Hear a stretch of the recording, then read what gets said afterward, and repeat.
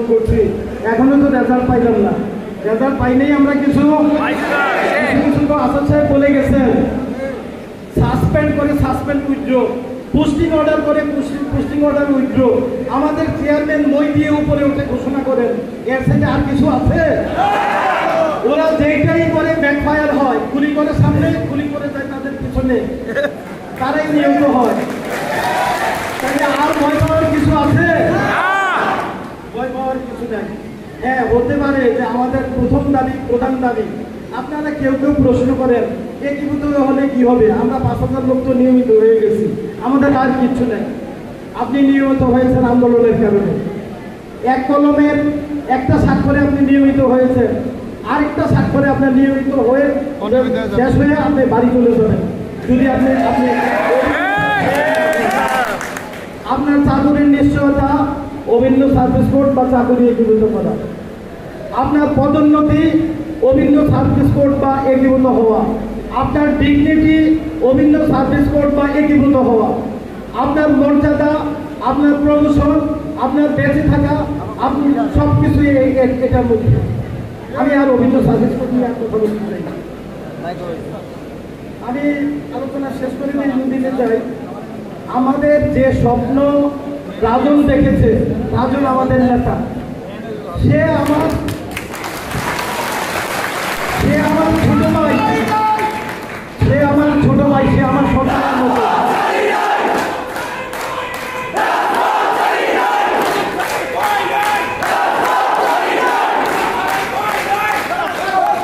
আমি বলতে চাই, রাজন আমার ছোট ভাই, রাজন আমার সন্তানের মতো, প্রায় তার বয়সী, কিন্তু নেতৃত্ব সেদিকে যাবে, সেই আমার নেতা, আমার নেতা। আমার কথা হচ্ছে, নেতৃত্ব দিয়ে আপনি সামনে আসেন, আপনাকে গ্রহণ করব, পেছন থেকে সমালোচনা নয়। আজকে স্বপ্ন দেখছে রাজন, স্বপ্ন হবে আমরা যদি তার সাথে না থাকি। আমি স্বপ্ন দেখি, আমার সাথে আপনারা কেউ নাই, হবে? একা একা স্বপ্ন দেখলে স্বপ্নই শুধু হয়, সবাই মিলে স্বপ্ন দেখলে স্বপ্ন সত্যি হয়। আমি কি আমরা সবাই মিলে স্বপ্ন দেখবো? তাহলে আমি আপনাদের কয়েকটা প্রশ্ন করি। আপনারা কি লড়াই আছেন? সংগ্রামে আছেন? কিরকম ভাবে আছেন? যদি সামনে এসে পুলিশ দাঁড়ায়, আছেন? সামনে জায়গায় সামরিক বাহিনী দাঁড়ায়, আছেন? সামরিক বাহিনী আমাকে নিয়ে, আমাদের মতো অনেক জিএমদের নিয়ে, অনেক নেতৃত্ব যাদের আছে তাদেরকে নিয়ে ফ্ল্যাট দিয়েছে। প্রথমে ফ্ল্যাট দিয়েছে, ভয় দেখিয়েছে, শেষে বললেন যে ভাই ভয় দেখানোর জন্য আসছি। এখন তো আপনাদের কথা শুনে আমি কনভিন্স হয়ে গেছি, আপনাদের কথা তুলে ধরবো। আমরা বলেছি স্যার কয়জনকে মারবেন? 45,000 লাশ হওয়ার জন্য প্রস্তুত। আপনারা কি লাশ হওয়ার জন্য প্রস্তুত? শুনেন, একা একা বাঁচতে চাইলে, বিচ্ছিন্ন হয়ে বাঁচতে চাইলে কেউ বাঁচতে পারে না। সবাই মিলে মরতে রাজি হলে একজনও মরে না।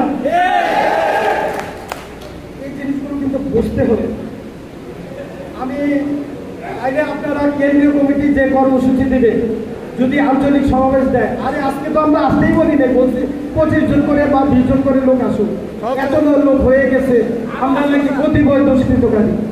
আর আমরা যদি আঞ্চলিক সমাবেশ করি বা বিভাগীয় সমাবেশ করি, হাজার হাজার লোকের ফল, এবং এই আন্দোলন শুধু আমাদের না, আমাদের পরিবারের, আমাদের সন্তানদের করতে হবে, আমাদের আত্মীয় স্বজনকে যুক্ত করতে হবে, আমাদের বক্তব্যগুলো সুশীল সমাজের কাছে তুলে ধরতে হবে।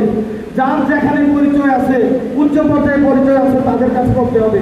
আমাদের প্রাক্তনদের কাছে বলতে হবে, তাদেরকে মাঠে নামাতে হবে। কেন্দ্রীয় কমিটি যদি বলে এই কন্টেন্টটা দিলাম, আপনারা শেয়ার করেন, আপনারা প্রচার করেন, ফেসবুকে প্রচার করবেন, লক্ষ লক্ষ শেয়ার করবেন, আমাদের আত্মীয় স্বজন সবার থেকে শেয়ার করেন যে কন্টেন্টটা দেওয়া হবে। কারণ এই প্রচারের মধ্যে দিয়ে তাদের এই বিল্ডিং এর এই পিলারগুলো পড়ে যাবে। কেন্দ্রীয় কমিটির প্রতিটা কর্মসূচি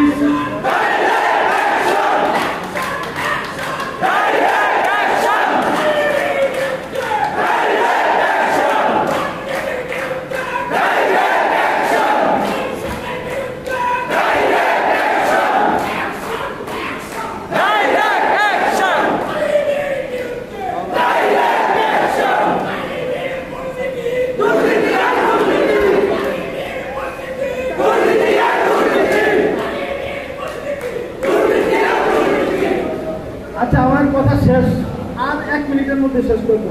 তাইলে আমরা আন্দোলনে আছি, সংগ্রামে আছি, রাজপথে আছি, আমাদের লক্ষ্য অর্জন না হওয়া পর্যন্ত আছি। ইনশাআল্লাহ আমরা থাকবো। আমরা কি স্বপ্ন দেখছি? আমরা দিন বদলের স্বপ্ন দেখছি। আমরা আর দাস হয়ে থাকতে চাই না।